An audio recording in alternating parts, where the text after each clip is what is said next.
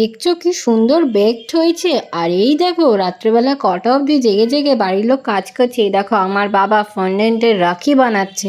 আমি বাবাকে বলেছি নেক্সট টাইম তুমি কিন্তু অরিজিনাল রাখিও বানাতে পারবে। আর এই দেখো মা আর দিদা মিলে কাপকেক বানিয়ে দিচ্ছিল। আর দেখো আমি আজকে কিন্তু তোমাদের সাথে শেয়ার করছি রাখি special blog. Welcome to my video সকলকে। আজকে যে ভিডিওটা শেয়ার করছি সেটা কোনো আমার কেকের ভিডিও নয়, টিউটোরিয়াল। আমি দেখাচ্ছি একটা আমি রাখিতে কি কি বানিয়েছি তারই ভিডিও। দেখতেই পাচ্ছ রাখিতে অনেক কিছু বানিয়েছি, আর এত কিছু আমার একা হাতে বানানো কিন্তু সত্যি পসিবল ছিল না। লাগাতার আমার বাবা মা আর দিদা তিনজনের সাপোর্ট করে গেছে পুরো। আজকে যে কাপ কেকগুলো দেখছো, সরি গ্লাস কেকগুলো যে দেখছো, প্রত্যেকটা গ্লাস কেক কিন্তু আমার মা আর দিদা বানিয়ে দিয়েছে।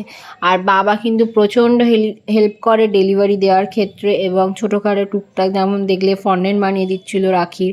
তো বাড়িতে এরা আছে বলেই আমি কিন্তু এত এত অর্ডার নিতে পারি, নাহলে আমার একার হাতে, কারণ আমার দুটো হাত, সেটা দিয়ে এত কাজ পসিবল না সত্যি। আর আমার কোনো আলাদা করে কোনো মেয়েও রাখা নেই যে সে আমার সাথে হেল্প করবে। তো হেল্পিং হ্যান্ড বলতে আমার ফ্যামিলির লোক। তো যারা ভাবো খুব ইজিলি হয়ে যায় সব কিছু, মোটেই না।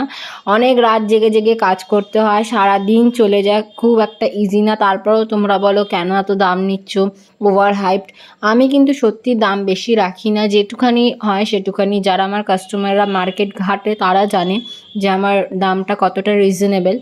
আর থ্যাংক ইউ সো মাচ সকলকে এত ভরসা করার জন্য। মিক্স আপ বেকারিকে 3 বছর ধরে তোমরা যেভাবে আমাকে সাপোর্ট করেছো, আজকে তোমাদের জন্যই আমি এখানে। অর্ডারগুলো না পড়লে হয়তো সত্যিই কাজ করতে পারতাম না, অর্ডারগুলো পরে বলেই কাজ করতে পারি। Thank you.